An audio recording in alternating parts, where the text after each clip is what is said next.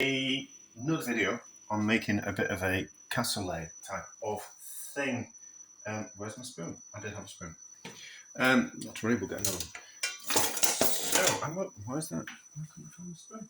Oh, not to worry. Let's not get distracted. So, I found it. Hiding. Just made some washing up for the sake of no reason at all. So I want to do this. I've done this last week, and I want to do it again. I want to kind of a bit of a cassoulet, but part of the 10 simple ingredients, and put some different things in.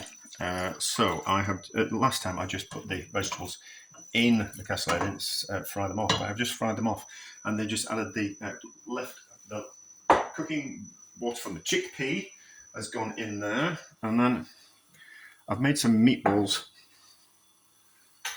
and then I've got some chorizo that I made. I kind of thought that'd be nice, even though that's not traditionally to go in a cassoulet, but chickpeas don't go in a cassoulet, and meatballs don't go in a cassoulet, and a complete bit of pork doesn't go in a cassoulet. So it's not a cassoulet at all. It's something that I've just kind of concocted. So I just want to, I'm just going to nose my way through this, to be honest. So I need to make some chicken stock cubes. And I just want to make sure they're properly dissolved. So we'll just crumble them up into that glass, and then we'll pour some hot water onto those.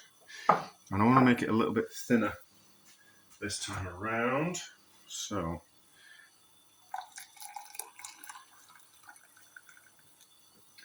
now, do I create any more washing up, or do I just stir this with the end of that wooden spoon that I couldn't find? There we go. That's done. Oops. Knocking things over. I really should do the washing up. So that. Now, I'm going to crisp up that bit of confit pork. So that can be done in the oven, and we're going to do the stew part of it on top of the stove. I thought that would be a little bit. Well, if we're doing it again, we might as well change a few things and see what works. So normally, cassoulet is kind of cooks in the oven. Okay, cassoulet, casserole. I wonder if they come from the same place. Probably. Lots of the words in the English language come from French, because of the Norman conquests, and it's normally down to the aristocracy. So we'll crisp this pork up in the oven, and then we'll put that in like a last minute before we put some breadcrumbs on top and crisp those up. And so we're going to take the skin off the chorizo as well. I thought that would be a good idea. See, I'm wrestling with this string. Right, I took the skin off last time, but I'm going to leave it on this time, and hopefully it might crisp up. If it doesn't, it doesn't. We'll kind of cross that bridge when we get to it. Now I've made a mess of my hands. Right, so I didn't take the skin off the salami that I used last time, but we'll take the skin off this time. Hopefully it will hold together as it cooks, and it will release more of its flavour into the stewy part. So I'm not going to fry it. I'm not going to fry the meatballs. It's all going to be poached like a pot of fur. I'm sure I pronounced that wrong. So so if this, I'm about 3 weeks old with this chorizo now, but I'd cured the pork before I made it, so slightly changed how I made it and see if it would work. And I made it with supermarket pork, and it turned out rather quite well. So those are now like that. Certainly need some more liquid.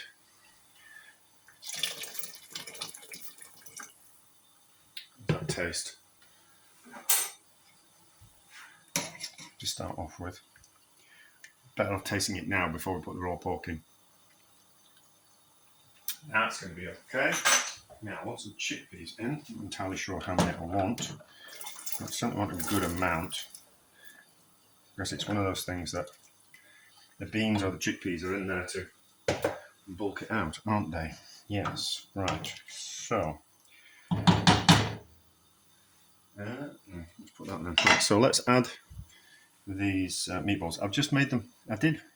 They were twice the size, but I just kind of thought actually I prefer smaller meatballs, just so they're more bite size or spoon size type of thing. So we'll just drop those in there, and then we'll slowly bring it up to a simmer, and then we'll just have it on the back of the stove, just on the smallest gas jet that I've got, on the smallest amount of gas coming out of it, just so it gently cooks. Could cook it in the oven, but I think we'll do it on top of the stove just to kind of mix things up, because if we do things a different way, then sometimes that cements why we do things one way, or sometimes it opens up the idea of doing something new and a better way. So those are now like that. Probably needs a bit more liquid. Maybe a few more chickpeas. No, because that bit of that's got to go in.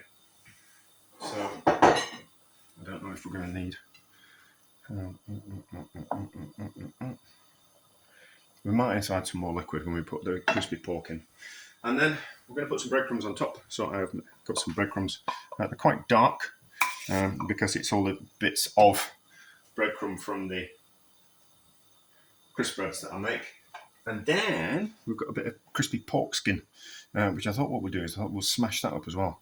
And I thought that'd be kind of quite nice to add into the breadcrumbs as like an extra kind of flavour, because cooking is. Am I going to add more liquid to that? No, that'll be fine. I'm just thinking I was going to put another stock cube in, because good cooking is generally 10 little things that you do to something rather than one big thing you do to vastly improve it. So it's the right amount of seasoning, it's the slow cooking of the meat, it's the marinating something beforehand, it's using herbs, it's using a better quality fat rather than an oil. It's lots of little things that you do to dishes rather than one big thing. So up to the boil and then the slow simmer, and we'll have this bit of pork, which is delicious, in the oven crisping up, which we can then put in last minute. I think, is that everything we're doing? I think so. I think that's everything. I'm sure it is. If there is something else, I'll add it to it, but there's nothing in the fridge, so I need to. So sometimes the food is a bit of a dumping ground to use things up that I've got kicking about, but it doesn't look like there's anything else that I need to use up. Aha! We have got some.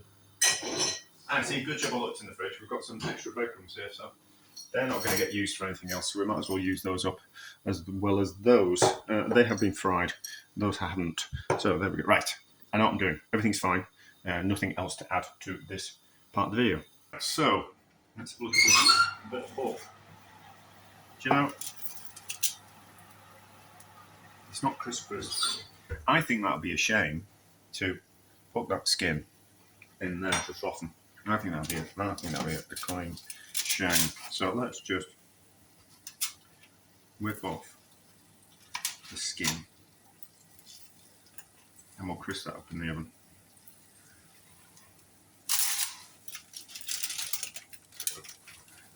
Doing it this way, I mean, it's protected the pork as it's roasted, so it's done a job, and it will. If we put it in the oven by itself, it will crisp up a lot nicer. That pork looks lovely.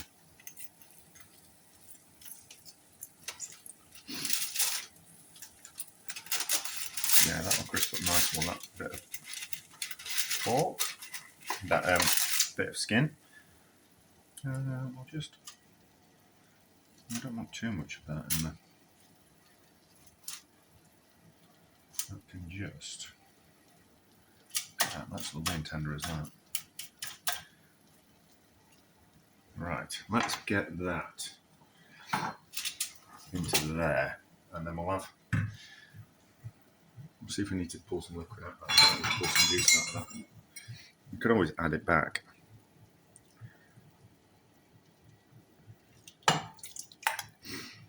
Making washing up for myself, aren't I? Not to worry. That's just created that dip, isn't it? That we can put the pork in.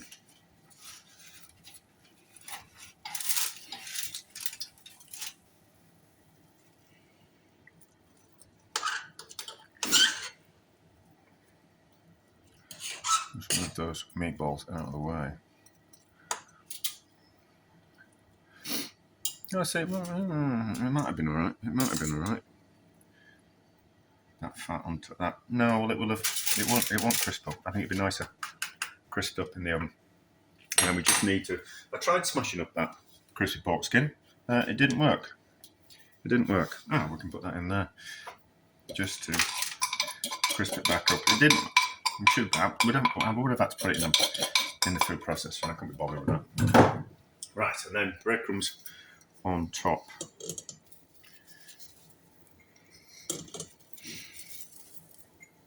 And then back in the oven just to finish off. Still end up with some breadcrumbs. I'll have to do something with that later on in the week. Alright. That like that. Both of them back into the oven. Just to finish off. Not lid on. Let's have a look at this. Try not to burn myself. Looks good. Looks good. See that? Skin's crystal looked much nicer. Now it was off the bit of pork. So, how on earth are we going to serve this? How on earth? Goodness only knows. Well, we've got things to try, haven't we? Oh, I nearly touched the pan with me hand. We need to definitely get some. I don't know if we're going to find some chorizo. Oh, first spoonful. We've got a bit. Sauce could do to be thicker.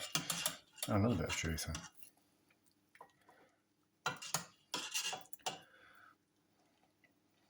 Yeah, it really could do to be made with proper chicken stock. So it's reduced and sticky, but we can't have everything, can we? That's lovely and tender as that pork. The other confit pork I did was absolutely delicious. Oh no, we won't. Okay, so we want a bit of pork like that, and then we want a bit with some breadcrumbs on, don't we?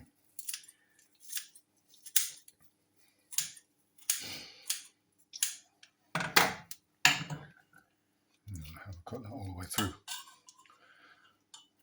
That'll do. That'll do.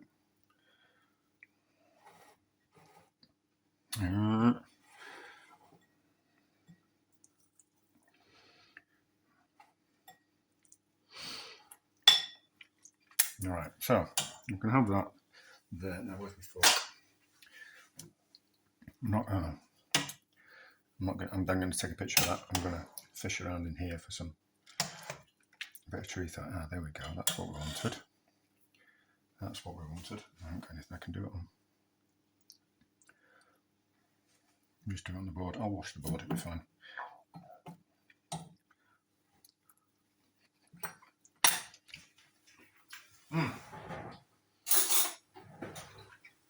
It's not really chorizo. It's just salami with what we call it in, with paprika and cumin and wild garlic seeds. It's particularly good. It's particularly good. But anyway, how's the sauce taste? Well, cooking liquid.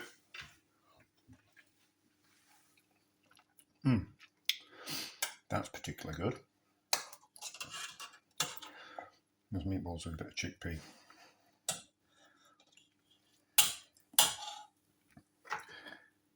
And a bit of chorizo. Do it that way.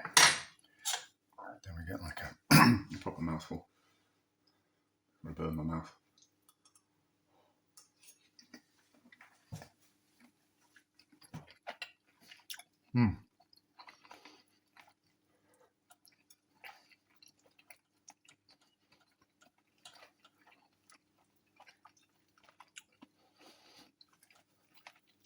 That's lovely as that. So, let's try a bit of pork. And then, I made this and it's ridiculous, the amount of work that I put into this. Ridiculous. But I thought of a way around it. And if I couldn't be bothered doing confit pork and making my own chorizos, I thought of a way around it, which I hope will be able to explain probably better than I did in the last video.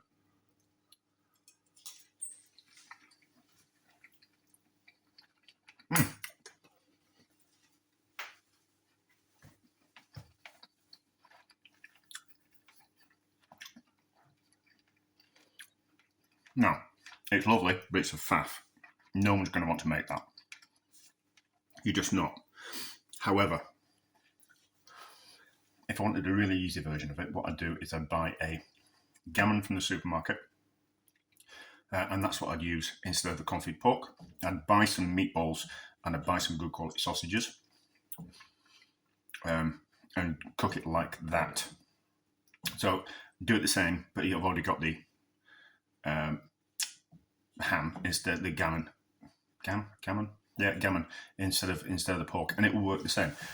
Cook the chickpeas, then use that liquid that cooked the chickpeas to cook the gammon, and then you'll retain the. That looks terrible. It's something that's falling apart. It's actually some dough. I wonder if I've got ADHD. Probably. Or is it I'm getting sidetracked. I definitely have got it. So you can't use the ham stock to cook the chickpeas because it'll toughen them up. So what you do is cook the chickpeas first, then use that chickpea stock to cook the ham, and then you just repeat the dish as is. You know, once the ham is cooked, you don't have to. You can crisp it up in the oven if you want, but use the ham stock to cook the vegetables, poach the sausages, poach the meatballs, and you will get something very similar to that. Just make sure that you cook the gammon so it's almost falling to bits. But that is lovely, if not a faff. Success?